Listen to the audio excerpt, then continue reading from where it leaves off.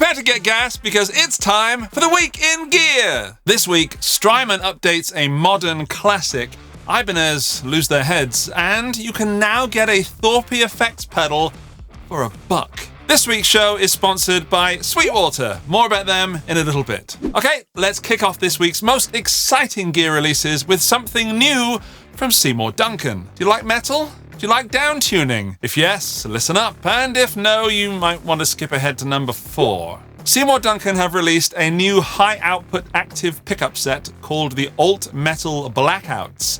They got Fluff to demo them, and although it is hard to judge how much a pickup is affecting a guitar tone without having something to compare it to, the demo sounds articulate and clear while still being bassy and full. The neck pickup has an Alnico 5 magnet, but the bridge has a ceramic magnet, making for a very interesting combination. They come in 6-string and 7-string versions and are available in any color you like, as long as that color is black. If you buy the set, you get all the necessary installation hardware, including pots, hardware, quick connector cables, capacitor, output jack, battery clip, and wire.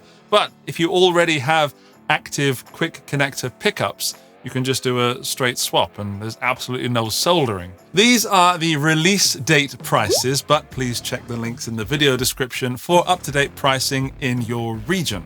Now, at this price, it would be a serious alternative metal upgrade for anyone that enjoys heavy riffing, but finds their notes get lost in mud with the current setup. And I have experienced that several times. I'm not sure if I would upgrade I would. Pickups would be the first thing. Well, pickup height, strings, and then pickups. But what I'm trying to say is that they look and sound very interesting. I just don't have much point of a reference. So if anyone's tried them, let us know in the comments section. Thank you. Now, I know what you're thinking. You're thinking, I have every piece of gear I could ever possibly want. Don't need any new guitars, my pedal board is perfect, and I have an amp for life. Well, what about an electric sitar? Yes, a sitar, or sitar. For you budding George Harrisons, Danelectro have reincarnated the Big Sitar, that's the real name, from the 60s. Or I guess Ravi Shankar, if, let's name a real sitar. Sitar? Sitar. This is a 6-string guitar with a Goto sitar bridge, making it sound like a sitar, but it still plays like a guitar. The guitar part has 2 lipstick pickups, and then there's a 13 sympathetic string part for sitar drones, and that's also got a lipstick pickup. And each pickup has its own volume and own tone control. They're available in white and black crackle finish, which I really dig.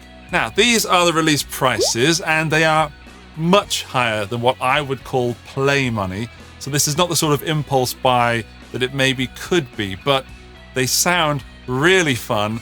And I played the last iteration in that red crackle. And even though I had no idea what I was doing or had any expectations, I did have some fun. No, I had lots of fun, and I got some great fun sounds out of it. But I would personally not drop that much money on a thing that's got to be an absolute pain to tune. But on the other hand, maybe an electric sitar is the only thing between me and the #1 hit. Never say never. Before we get to number 3 on the list, it's now time to talk about this week's sponsor, Sweetwater. Yep, Sweetwater are this week's sponsor, and I'm going to give you 3 reasons why you need to visit them. Number 1, they've got some cracking deals on at the moment. If you go to their homepage and click on deals and then click on guitars, that'll bring you to the guitar deals. And bang, right at the top is $20 off 2 Keeley pedals, and they're pretty new. If you still don't have a Katana 50 amp, there's $40 off those. There is a Squier Sonic Mustang for $180 there. Reason number 2 to visit Sweetwater, they always have a giveaway on. To get there, go back to the top of the homepage, go to giveaway, and there is a $2,000 PRS up for grabs. And if that's gone by the time you see this, there is always a giveaway, so something equally as shiny will be there instead.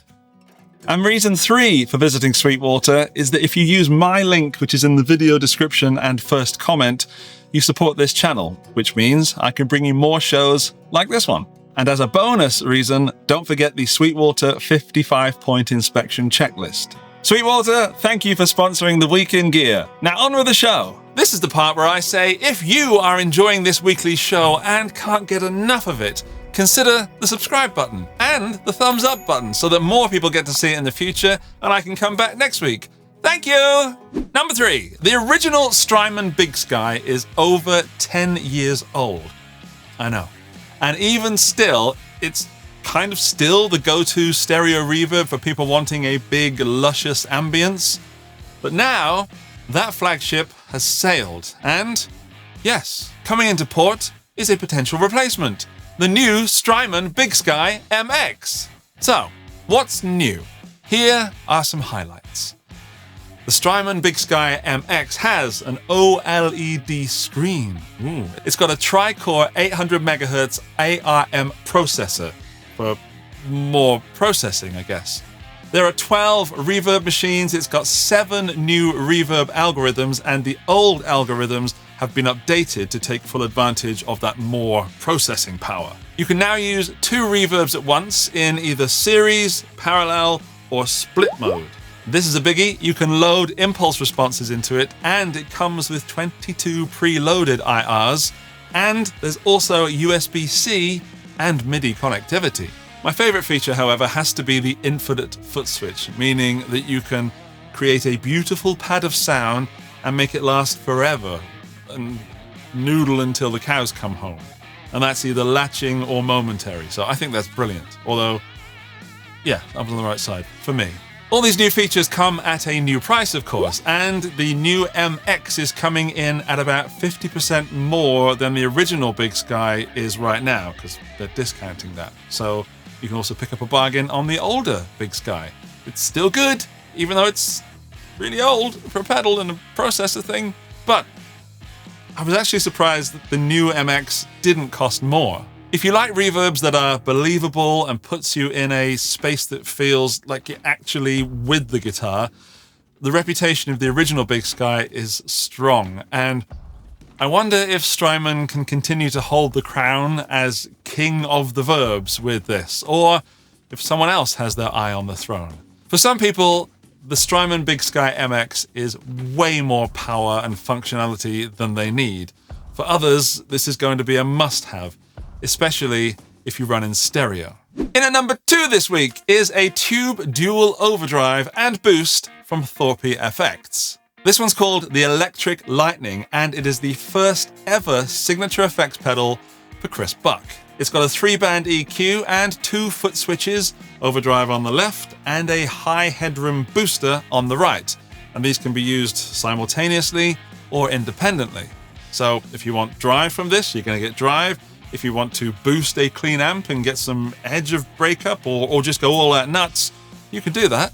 Chris has been gigging this pedal around the world for the past year, and it's also been used on almost every track in some way on the new album, as both a drive and as a boost. Regarding the sound, Chris's playing is gorgeous, and yeah, this is Chris Buck. So in the official demo, it sounds big and rocky, and at other times, particularly in the beginning, it sounds intimate and controlled as if he's barely touching the strings. I urge you to watch that. It's really enjoyable, and I get to see behind the scenes of the thinking of the pedal, and you learn a little bit about Chris Buck and Thorpy. So I really enjoyed the video from a geeky listen to the pedal way, but also from the way they presented it, and the countryside there was absolutely beautiful. So I enjoyed that as well. All round, very enjoyable video. Thank you. Now, there is something about this pedal that makes it special. It's not the tube. It's not the enclosure. I think it's the attention to detail of capturing Chris Buck in a box, because his playing is so dynamic, to use a cliched term. And although Chris's playing is bringing a lot to the mix in that tone, the sound actually gave me goosebumps. So I'd love to hear somebody else play it, and I am going to check out some other YouTube videos, in my downtime. I want to see what other people do with it. And yeah, I recommend you do the same. Now, the price. That was a little surprising, to be honest. Now, we need to stay aware that signature products come with an artist premium on top.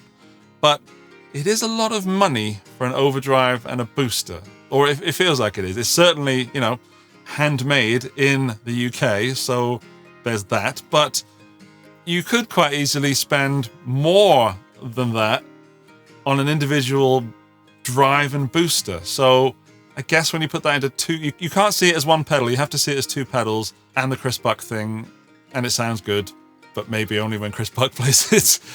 Yeah, so I would love to try it at some point in the future. Maybe improve my Welsh accent and pick up a gold top rev star.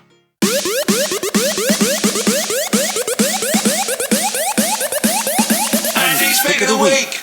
My pick of the week is from Ibanez. It's a headless from the Quest series called the Q52PE-NTF, and you are either experiencing lust or disgust right now.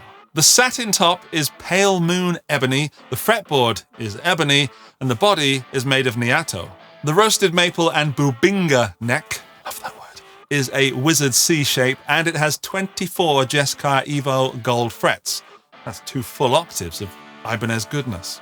Add in some Ibanez Q58 passive ceramic pickups, a Dynamix 10 switching system, and a gig bag. You've got yourself quite a tidy package.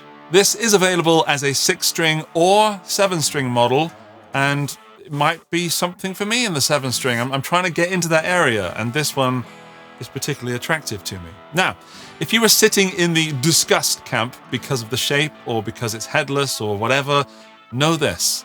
The Quest series is one of the most ergonomic and fun guitars I've ever played.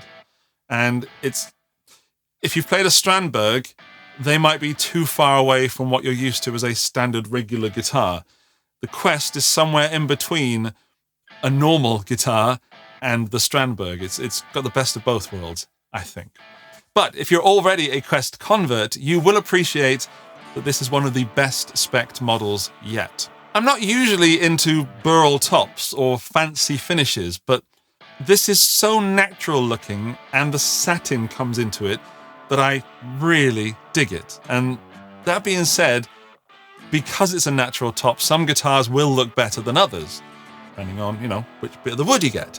But I also know that Ibanez rarely drop a bollock, so I would be happy to make a gamble and say that most of these guitars, if not all, are going to be crazy good looking. The Q52PE-NTF, for natural flat, is priced a little bit above the other Quest series models and is actually the most expensive model I've seen. But the price is also exactly where I would expect it to be. So if you're into this, or the ebony, or the look, or just generally the whole guitar, it's going to cost a little bit more because these are slightly more premium features. And if the idea of the Quest series intrigues you, there are other models that are a little bit more affordable, but they're still not that affordable. And I would love to say that I would go for a cheaper one, but the ebony fretboard on this has got me hook, line, and sinker. Damn you, Ibanez. Thank you to the wonderful people that support the show on Patreon. Their names are on screen now. Also, to the lovely lot that are showing their support right here on YouTube. Their names are also coming up on the screen. Look how big they are. Thank you so much. If you're seeing these names and wondering how you get your name up there, then click the join button right here on YouTube or visit my Patreon link, which you'll find in the video description and first comment. And here's a special thanks to the top tier members. I'm going to read it normally, in my normal voice, but every name, my face is going to get bigger. And Victor's going to take over the responsibility for that. Sarang Narayan, Andrew Morgan, PQ Deads, Dustin Bonnet, Gary O'Neill, Josh Tamberg, Chris Huff, Doug Paget, Alinta Boston, Boom Shakalaka, Dirk. This prank is officially sponsored by Jason Welch. Puzzle! Michael Lerner, Buddha Blue, Hugh G. Rection, Pop's Place, April Kurtz, Johnny McBadminton. I'm genuinely intrigued to see how big or small Victor makes my face. Thank you, top tier members. You make my face big or small. Don't forget to check out the giveaway at Sweetwater using my link in the first comment and in the video description. Over there is the subscribe button should you need it, and comment your pick of the week down below if you did not choose the same thing as me, and I'll see you in the next one. Bye-bye!